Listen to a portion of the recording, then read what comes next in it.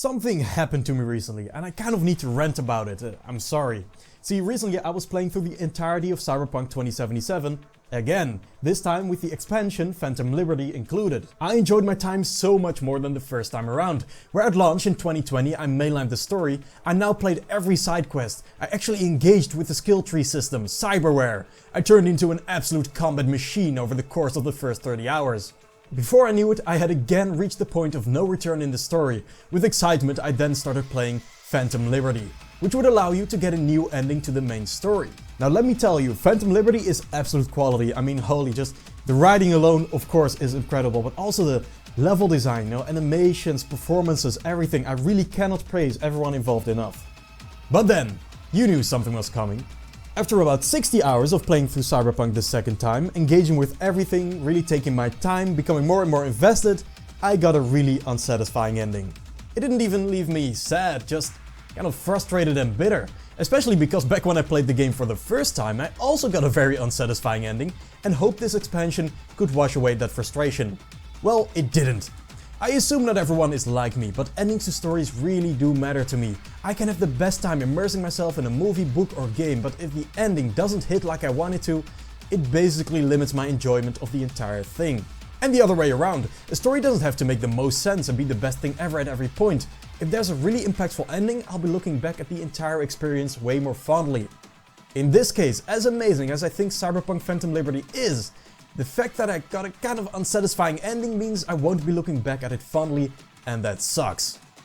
Now, this is a problem I've been thinking about for a long time, ever since Witcher 3 actually, also coincidentally made by CD Projekt, also coincidentally a game where I got the literal worst ending during the main story. I just can't catch a break. Here's the thing, I like RPGs like this where you can make choices during dialogue. It essentially turns cutscenes into gameplay. There's no moment where you can just set the controller down, you're engaged the whole time.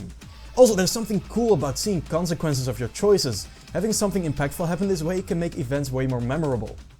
As cool as all of this is though, I also have to be honest, I don't necessarily like the idea of multiple endings. While sure, any story could end differently if characters made different decisions, the point of a story usually is to take you on a carefully curated path leading to the most impactful outcome the writer could come up with. Even the existence of multiple endings at all can undermine the impact of a bad ending for me.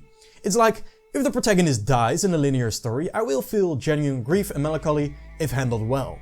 But if the protagonist dies in a branching story, the knowledge alone that better or even different endings exist makes me disconnect with the story in that moment. It's hard to accept what's happening on the screen when I know it's just one of many outcomes.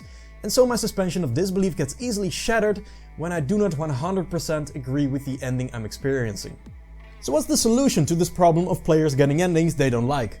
Maybe dialogue options that change conversations but have no impact on the ending? That's how you get Horizon. In Horizon Zero Dawn and Forbidden West, you can make many decisions, but none of them really change anything. I think you can spot the problem with this. What's the point of a choice if there's no different outcome? It's like adding a sprint button to your game where just your run animation changes and not your speed. So no, this is not it. What else can we do then? Well, another solution is for games to have different endings but blatantly tell you what the right option is for a certain outcome. Infamous straight up gives you the option to be a supervillain or a superhero, with the difference between choices essentially being to either help someone or ruin their life and consume their soul. And the earlier example, Horizon, puts symbols next to the dialogue options telling you what the nice and the mean answer is, which is kind of weird considering it doesn't change anything in Horizon, but whatever, right? This telling the player which options are good and bad in the moment, I've also always taken issue with. The fun of making decisions is there being unforeseen consequences, right? That's where my thought experiment used to end. Maybe these kinds of games are just not for me, I concluded. It seems impossible to retain what makes dialogue options fun while simultaneously avoiding the problem of players getting endings they don't like. Phantom Liberty gave me a new perspective though, a way to criticize this aspect of games and hopefully, finally, a solution to this problem.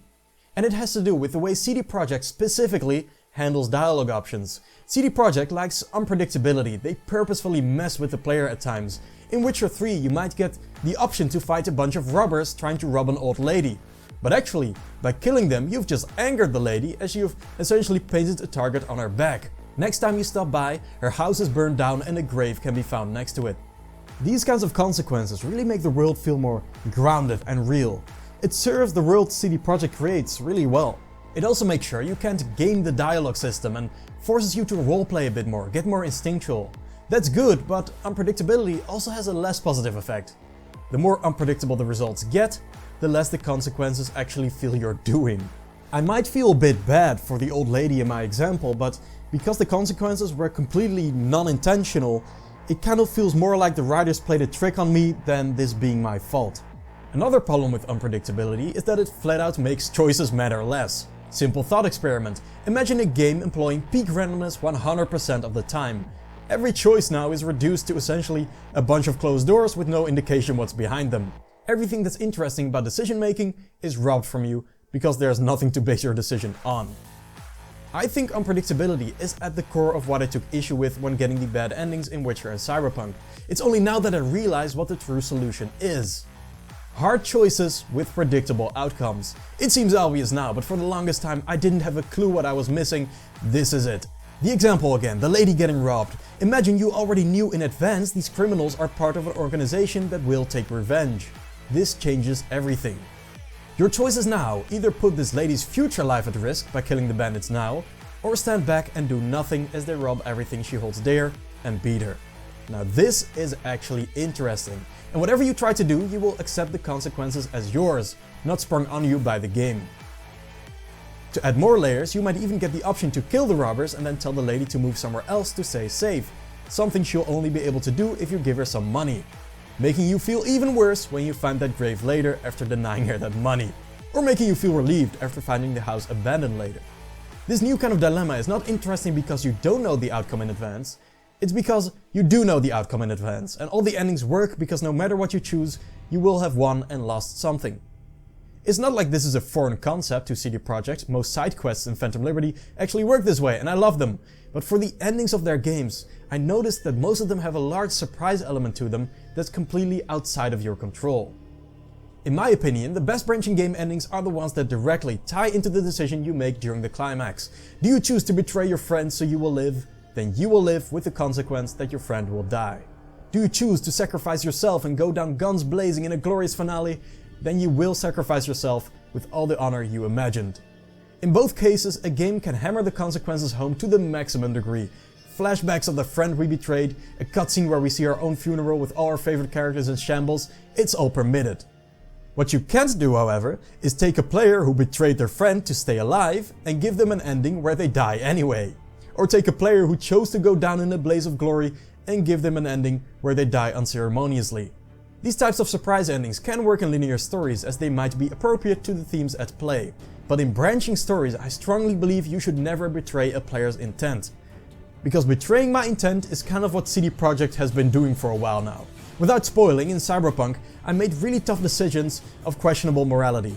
But instead of the game seeing those sacrifices as punishment in themselves and using those sacrifices to deliver maximum emotional impact, in both cases I got an ending that seemed to want to add a new layer to the tragedy that I couldn't have foreseen.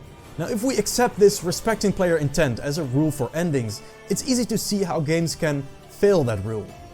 If we take a traditional simple branching game with a satisfying happy ending and an unsatisfying bad ending, we should really ask ourselves, why should any player want to get the bad ending? Seriously, there's no way any significant percentage of players will prefer it or intend to get a bad outcome on their first playthrough.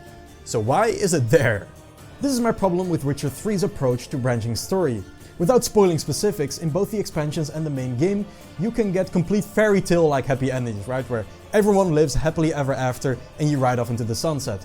But they also have complete miserable, bitter endings where everyone dies and Geralt's life is in shambles.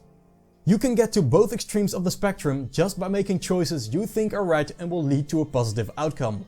That's a problem in my opinion. Cyberpunk admittedly functions a little bit different. In Cyberpunk, I didn't get the bad ending. I got a bad ending. There are only bad endings. Something I only realized when googling them afterwards. I may just be putting words in the writers' mouths, don't take me too seriously, but Cyberpunk's approach does feel like a response to Witcher in a way. Like, hey, maybe we should stop giving players good and bad endings and instead just give them different endings. Yes, that's good, I like that, I wish more games did that. Still, even if you're gonna go for similar feeling endings only, those still need to be satisfying. And the way to make them satisfying is by refusing to betray player intent.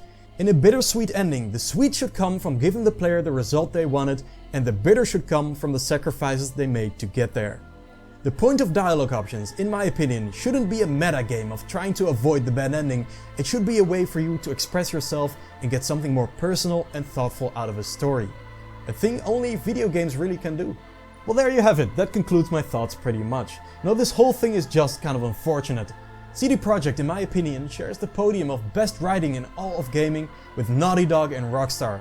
I want to love their stories, but Phantom Liberty was the third time now an unsatisfying ending of theirs tackled me into the concrete when the finish line was in sight. I don't want this to happen again, because I know how impactful CD Projekt stories can be when they do stick the landing. The two Witcher 3 expansions, Blood and Wine and Hearts of Stone. In both cases I did get the satisfying ending. The result? Witcher 3 is literally my favorite game of all time, just thanks to those expansions. I cannot describe how I felt the weeks after completing them. Just imagine the strongest, sweet nostalgia, the kind that makes your heart jump and your eyes well up. Those expansions changed my life, and I know 100% Phantom Liberty would have done the exact same thing. But I'd love to hear some thoughts from you guys now. Do you care about bad endings? Do you like branching stories, or do you prefer linear ones? Does it matter to you when the consequences of your actions are unexpected sometimes? That's it. Thank you for watching. I'll see you around.